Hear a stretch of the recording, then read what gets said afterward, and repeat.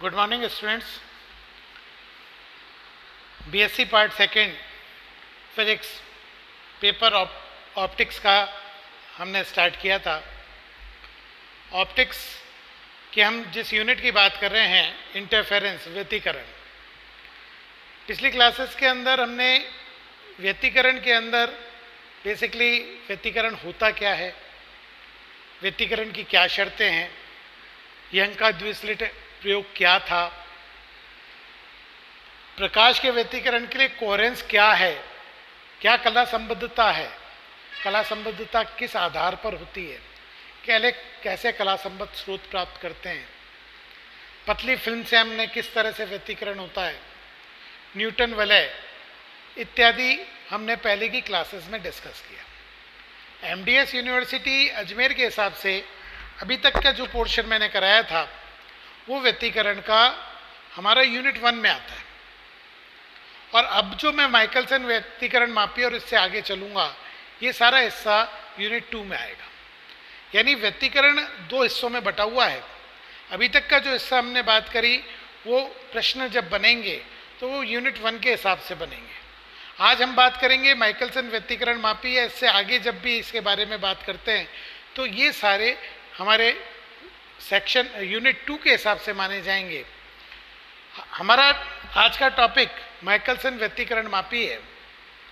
मैं माइकलसन व्यतिकरण मापी के 2 हिस्सों में क्लासेस लूँगा। सामान्यतः जो बड़ा प्रश्न आता है 6 नंबर का, उसमें भी माइकलसन व्यतिकरण मापी का को पूछा जा सकता है। देखिए, हमें ये पता है कि व्यतिकरण के लिए एक ही स्रोत से 2 स्रोत बनाने होते हैं, तभी वो स्रोत 2 कला संबद्ध होंगे। हमने जब थिन फिल्म में भी बात करी थी तो वही परावर्तित किरणें और अपवर्तित किरणें में अगर बात करते थे तो 2 हिस्से यहाँ पर हमारे कहीं ना कहीं कोहेरेंट सोर्स का वर्क करते थे। न्यूटन वलय के अंदर भी वही था। माइकलसन व्यतिकरण मापी में भी हम आयाम के विभाजन से 2 तरह की किरणों की बात कर रहे हैं। हम यहाँ पर जो लाइट आ रही है उसका कुछ हिस्सा परावर्तित है और कुछ हिस्सा यहाँ पे पारगमित है, यानी अपवर्तित होकर रिफ्लेक्ट बैक हो रहा है। इनको हमने यहाँ पे डिस्कशन में लिया है। माइकलसन व्यतिकरण मापी कहीं ना कहीं आयाम विभाजन की एक यूनिट है। मैं आज आपको माइकलसन व्यतिकरण मापी में महत्वपूर्ण 3 चीज़ों की बात करेंगे। सबसे पहले इसका कंस्ट्रक्शन क्या है, इसकी बनावट क्या है और इसकी कार्यविधि क्या है। तीसरे नंबर पे हम बात करेंगे कि इनका फ्रिंज का शेप कैसा आएगा। बाकी डिटेल हम नेक्स्ट क्लास में बात करेंगे कि माइकलसन व्यतिकरण मापी का क्या क्या उपयोग हो सकता है। तो देखिए, मैंने माइकलसन व्यतिकरण मापी का एक रे डायग्राम आपके सामने बनाया।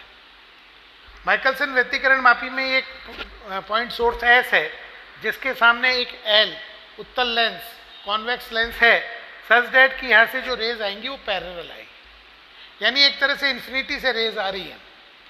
ये जो इन्फिनिटी से रेज आती हैं वो पी प्लेट पर, एक कांच की प्लेट है पी जो हाफ सिल्वर्ड है, जो इसका सी की तरफ का हिस्सा है उसको हाफ सिल्वर्ड किया हुआ है। जब इस पे रेज आपतित होंगी तो आंशिक रूप से ये परावर्तित होंगी और ऊपर M1 मिरर की तरफ जाएंगी। जो M1 मिरर की तरफ जाएंगी उन्हें मैंने रे नाम दिया 1। ये M1 से रिफ्लेक्ट बैक होके आएंगी। इसी तरह से इस रे का दूसरा हिस्सा वो कंपनसेटरी प्लेट C पे जाएगी। ये C कंपनसेटरी प्लेट कहलाती है। इससे ट्रांसमिट होगी और यहाँ मिरर M2 से रिफ्लेक्ट बैक होकर रिट्रेस करेगी। ये दोनों रेज जब हमें यहाँ पर हम देखेंगे तो इनके कारण हमें व्यतिकरण फ्रिंजेस ऑब्जर्व होंगी। अब यहाँ पे सबसे इंपॉर्टेंट बात है कि M1 और M2 म्यूचुअली परपेंडिकुलर होने चाहिए, जिनको हम इन स्क्रू से एडजस्ट कर सकते हैं। तो अगर हम कंस्ट्रक्शन की बात करें, जैसा प्रश्न पूछता है, तो ये इसका डायग्राम है। मैं इनमें वापस, ये एल लेंस है, पी और सी प्लेट्स हैं, पी हाफ सिल्वर्ड है, सी कंपनसेटरी प्लेट है, M1 और M2 मिरर है, टी टेलीस्कोप है जिससे हम फ्रिंजेस को ऑब्जर्व कर रहे हैं। अब बात आती है कि सी क्या है। सी कंपनसेटरी प्लेट, प्रतिकारी प्लेट। बेसिकली यहाँ जो रे आ रही है, जो यहाँ से रिफ्लेक्ट होगी, वो प्लेट से 2 टाइम्स पास होगी, मीन्स वो कांच के माध्यम से 2 बार गई। तो और यहाँ अगर ये प्लेट नहीं होती है तो वो एयर में ही मूव करेगी। तो यहाँ पर जो एडिशनल पाथ उसने ट्रेवल किया एक मीडियम में, तो हमने पी के इक्विवेलेंट एक सी यहाँ पे प्लेट लगा दी, जिससे कि दोनों के पार्ट डिफरेंस में एडिशनल कोई चीज़ जनरेट नहीं हो, इसलिए इसको हम कहते हैं कंपनसेटरी प्लेट। यहाँ पर बी स्क्रू और यहाँ ए स्क्रू है, इन दोनों स्क्रू के हिसाब से हम सेट करके यहाँ पर M1 और M2 की रिफ्लेक्टेड इमेज M1 के आगे बनेगी, और इनके बीच का जो डिफरेंस होगा ये अपने आप में एक थिन फिल्म की तरह वर्क करेगा।